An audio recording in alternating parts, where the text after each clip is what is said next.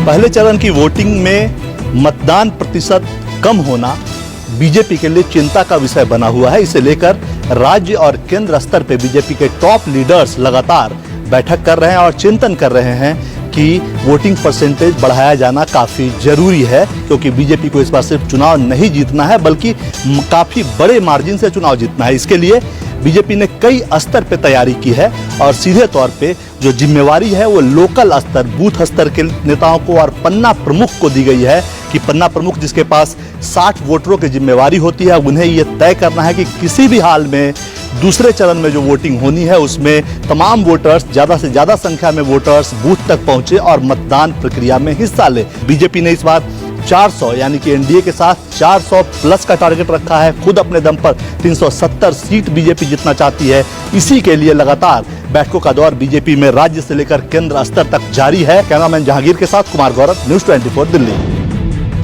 लोकसभा चुनाव के पहले चरण में हुई वोटिंग में कम प्रतिशत के बाद अब बीजेपी ने मध्य प्रदेश में धुआंधार प्रचार करने के लिए यहां तक कि स्थानीय नेताओं को हर एक जो सीट है वहां तक पहुंचने के लिए आज से कुछ रणनीति में बदलाव किया है। जिसमें बात की जाए तो दूसरी तरफ कांग्रेस ने भी अब सभाओं के साथ साथ डोर टू डोर कैंपेन का भी सहारा यहां पर लेना आज से शुरू कर दिया है। दोनों ही पार्टी की रणनीति में जो बदलाव हुआ इसमें देखा जाए तो आज जहां मध्य प्रदेश में बीजेपी के तमाम बड़े नेता, चाहे मोहन यादव, मध्य प्रदेश के मुख्यमंत्री की बात की जाए, शाहजहांपुर और उज्जैन में सभाओं का शुरू करेंगे और इसके साथ ही शिवराज सिंह चौहान भी 5 अलग अलग सभाएं करेंगे। दूसरी तरफ कांग्रेस के नेता यहां पर देखा जाए तो मध्य प्रदेश कांग्रेस के अध्यक्ष जीतू पटवारी भी लगातार दौरे कर रहे हैं। लेकिन अब जो सभाएं अब तक होती रही हैं कांग्रेस की, उनके साथ ही अब जितनी ज्यादा कांग्रेस अब डोर टू डोर कैंपेन भी यहाँ पर शुरू कर रही है, ये एक रणनीति का हिस्सा माना जा रहा है। कैमरा पर्सन कमलेश व्यास के साथ विपिन श्रीवास्तव, न्यूज़ 24 मध्य प्रदेश। राजस्थान में लोकसभा की 12 सीटों के लिए हुए पहले दौर की वोटिंग परसेंटेज के कम रहने के कारण अब राजनीतिक दलों ने नए सिरे से अपनी रणनीति बनाकर मतदाताओं को लुभाना शुरू कर दिया है। इसी के तहत बीजेपी की ओर से पीएम नरेंद्र मोदी की कल राजस्थान में एक जनसभा रखी गई है, जबकि पार्टी के तमाम बड़े नेताओं को यह कह दिया गया है कि वे बड़ी बड़ी सभाओं की बजाय अब अपने पार्टी कार्यकर्ताओं की बैठक लें और उन्हें इस बात के लिए प्रोत्साहित करें कि वे चुनाव वाले दिन ज़्यादा से ज़्यादा मतदाताओं को अपने घरों से निकालकर मतदान केंद्र तक लेके आएं।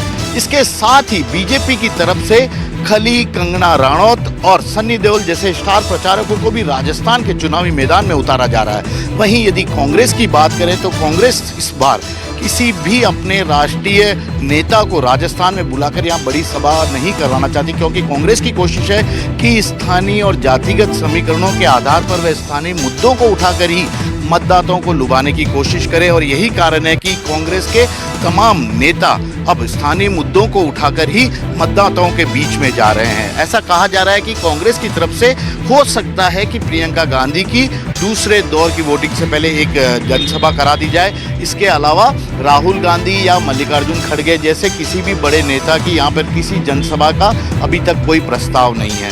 कैमरामैन विक्रम सिंह भाटी के साथ श्रीवत्सन, जयपुर, न्यूज़ 24।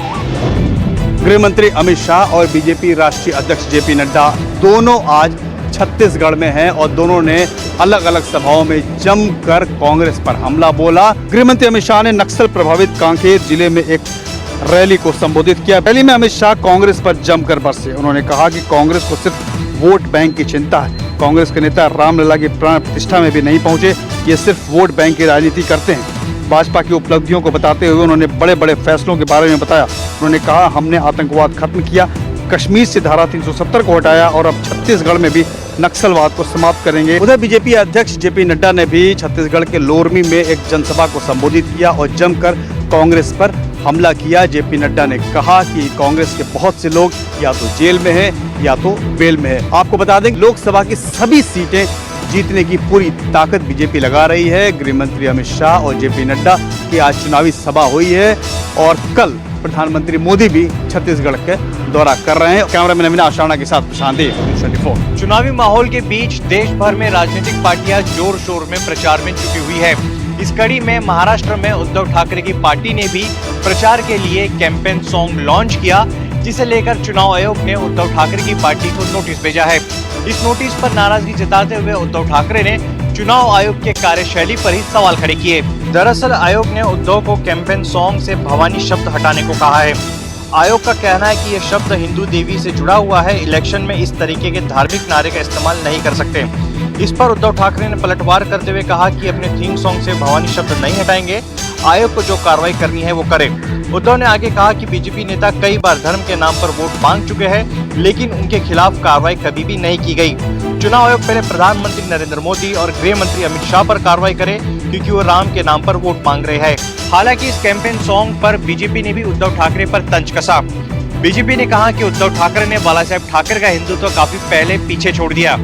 चुनाव में हार के डर को देखते हुए उद्धव ठाकरे नौटंकी कर रहे हैं। कैमरा पर्सन संजय यादव के साथ अंकुश जायसवाल, न्यूज़ 24 मुंबई। निषाद पार्टी के अध्यक्ष और योगी सरकार में क्या हाई कोर्ट ने बहुत बड़ा फैसला सुनाया है और जिस तरह से स्कूल शिक्षा जगत में भर्ती घोटाले को लेकर लगातार यहाँ पे आंदोलन चल रहा था और जिस तरह शिक्षा जगत में किस तरह से पश्चिम बंगाल में अब तक का सबसे बड़ा घोटाला हुआ है। आज कोलकाता हाई कोर्ट ने 2016 में शिक्षकों की जो भर्ती हुई थी उस भर्ती को पूरी तरह से निरस्त कर दिया और साफ तौर पे 23,000 जो शिक्षक थे उनकी जो नियुक्ति थी उसे पूरी तरह से रद्द कर दिया है। तो कोलकाता हाई कोर्ट ने ये सबसे बड़ा आदेश दिया और साफ तौर पे कहा कि जिन शिक्षकों की गैर तरीके से नियुक्ति किया गया है, जो पैसा घूस देकर उनकी नियुक्ति गई है और वो जो राज्य सरकार से जितने दिन तक की सैलरी वेतन पाए हैं उस वेतन को भी वापस करना पड़ेगा। तो कह सकते हैं कि कोलकाता हाई कोर्ट का आज बहुत बड़ा फैसला आया है और राज्य सरकार को करारा झटका लगा है। अब कोलकाता हाई कोर्ट के फैसले के बाद जिस तरह से देखे कि एक तरह से जो यहाँ पे जो लोग आंदोलन शिक्षक कर रहे थे, जिनकी नौकरियां नहीं थी, अब उनके मन में कहीं ना कहीं उत्साह दिख रहा है। तो कह सकते हैं कि कोलकाता हाई कोर्ट के फैसले से आज राज्य सरकार को करारा झटका लगा है। कैमरामैन पंकज के साथ मनोज पांडे, न्यूज़ 24 कोलकाता। महाविकास आघाड़ी से कोल्हापुर के उम्मीदवार छत्रपति शाहू महाराज को लेकर राजनीतिक पार्टियों का समर्थन उन्हें लगातार हासिल हो रहा है। सबसे पहले वंचित बहुजन आघाड़ी के नेता प्रकाश अंबेडकर ने छत्रपति शाहू महाराज का समर्थन किया और उनके खिलाफ उम्मीदवार न देने का फैसला लिया। उसके बाद अब एमआईएम भी सामने आई है। एमआईएम पार्टी के महाराष्ट्र के अध्यक्ष सांसद इम्तियाज जलील ने कहा कि छत्रपति शाहू जैसे अच्छे लोग संसद में चाहिए, इसलिए हमारी पार्टी एमआईएम ने फैसला किया है कि इनके खिलाफ हम कोई भी उम्मीदवार चुनावी मैदान में नहीं देंगे। छत्रपति शाहू महाराज कांग्रेस के टिकट पर कोल्हापुर का चुनाव लड़ रहे हैं। उनके खिलाफ संजय मंडलिक जो शिवसेना शिंदे गुट के हैं, वो उनके खिलाफ चुनावी मैदान में उतरे हैं। कैमरामैन विनोद के साथ विनोद जगदाले, न्यूज़ 24 मुंबई। गुजरात में बीजेपी का खाता खुला।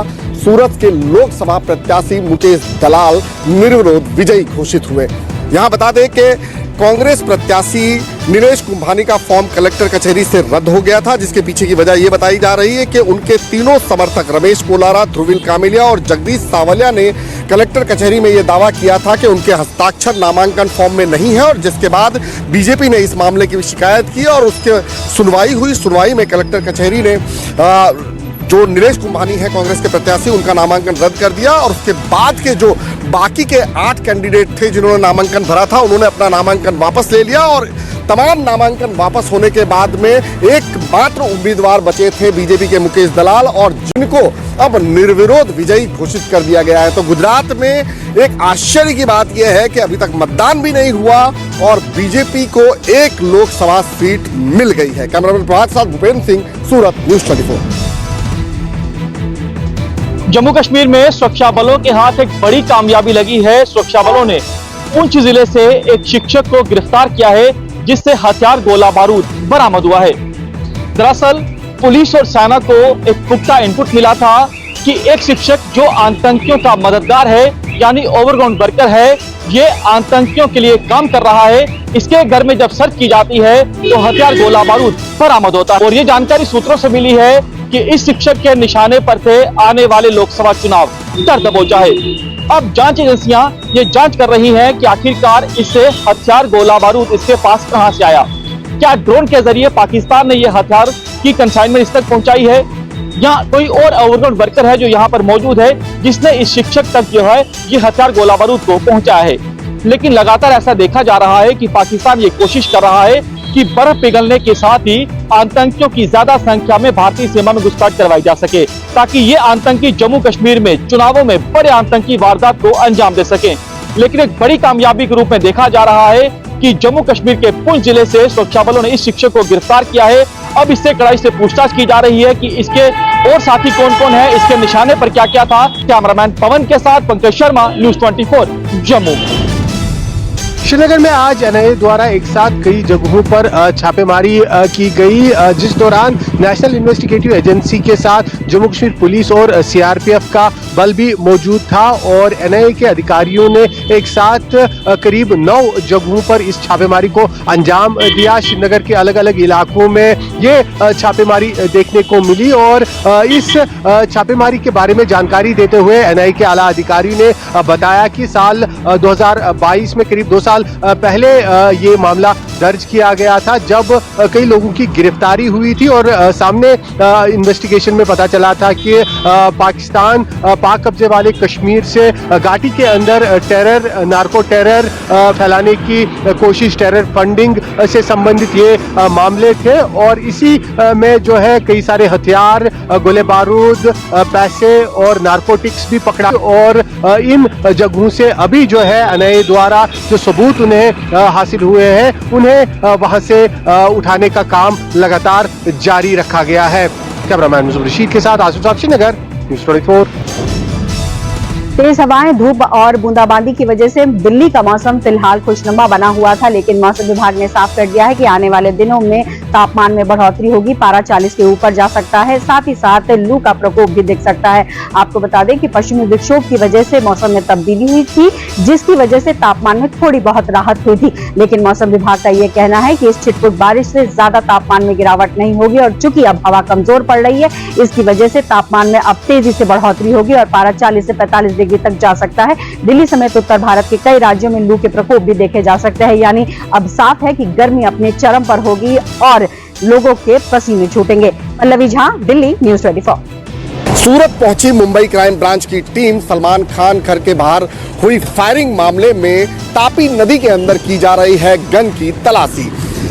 सलमान खान के घर के बाहर हुई फायरिंग मामले में अब एनकाउंटर स्पेशलिस्ट दया नायक की एंट्री हो चुकी है और दया नायक आज मुंबई क्राइम ब्रांच की एक टीम के साथ सूरत पहुंचे हैं, जहां पर तापी नदी के अंदर फायरिंग में इस्तेमाल की गई गन की तलाशी की जा रही है, क्योंकि जो 2 आरोपी पकड़े गए थे लॉरेंस बिश्नोई गैंग के, उन दोनों शूटर्स ने बताया कि मुंबई से गुजरात आते समय उन्होंने सूरत में तापी नदी के अंदर वो बंदूक फेंक दी थी और इसी के चलते अब मुंबई क्राइम ब्रांच की टीम पूरे एक दस्ते के दल बल के साथ में तापी नदी में उस हथियार को तलाश कर रही है। कैमरामैन प्रभात साथ भूपेंद्र सिंह, सूरत, न्यूज़ 24। दिल्ली के जाफराबाद इलाके में एक मकान की पहली मंजिल के कूलर में आग लगने से एक भीषण हादसा हो गया। दरअसल जाफराबाद इलाके के मेन रोड के इस मकान में उस वक्त आग लग गई जब पूरा परिवार इस मकान के अंदर सोया हुआ था और आग की शुरुआत जो है वो प्लास्टिक के कूलर से हुई। देखते ही देखते आग ने विकराल रूप धारण कर लिया और जो 11 सदस्य परिवार के वो ऊपर इसी मकान में सो रहे थे। जैसे ही आग की भनक लगी तो जो परिवार के मुखिया हैं और उनके बेटे वो दोनों आग बुझाने की तरफ भागे, लेकिन वो इस पूरे हादसे में पूरी तरीके से झुलस गए। फिलहाल बाकी परिवार के 9 सदस्यों को फायर फाइटिंग टीम ने रेस्क्यू करके वहां से निकाल लिया है, लेकिन वाकई ये दिल्ली में एक दर्दनाक हादसा हुआ है। कैमरा पर्सन नितिन के साथ मोहम्मद यूसुफ, न्यूज़ 24। महाराष्ट्र सरकार ने हाल ही में स्कूल को लेकर एक बड़ा फैसला किया था।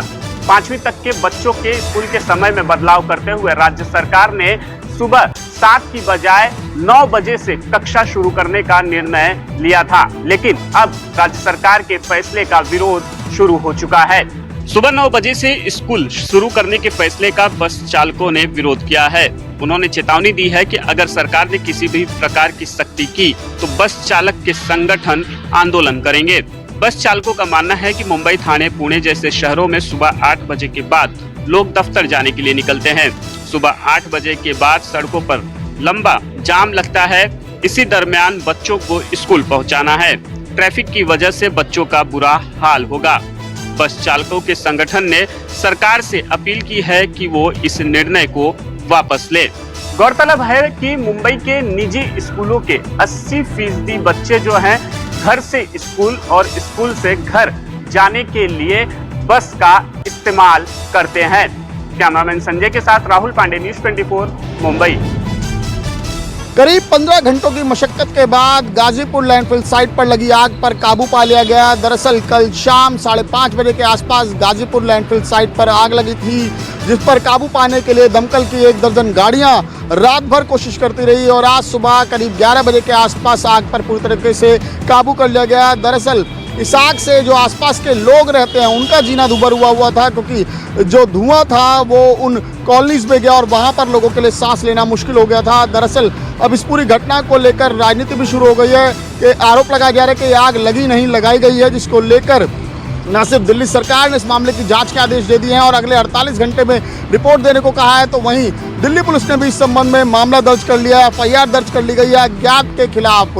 दरअसल ये कोई पहली घटना नहीं है जब गाजीपुर लैंडफिल साइट पर इस तरह से आग लगी हो। इससे पहले भी इस तरह की कई घटनाएं हुई हैं, जिसके चलते ये कहा जाता है कि दिल्ली के माहौल को ख़राब करने के लिए, क्योंकि दिल्ली अक्सर वैसे भी पोल्यूशन की चपेट में रहती है और ऐसे में जब इस तरह की घटनाएं होती हैं तो उसके आसपास के इलाके जो है वो काफ़ी इफेक्ट होते हैं। और खासकर ये जो पूरा इलाका है गाजीपुर या आनंद विहार का इलाका, वो वैसे भी दिल्ली के हाई पॉल्यूटेड एरिया में आता है, तो लिहाजा लोगों को खासी दिक्कतों का सामना करना पड़ता है। तो ऐसे में अब जांच के बाद ही साफ हो पाएगा कि आग लगी या लगाई गई। साहिल के साथ कौशिक, न्यूज़ 24 दिल्ली।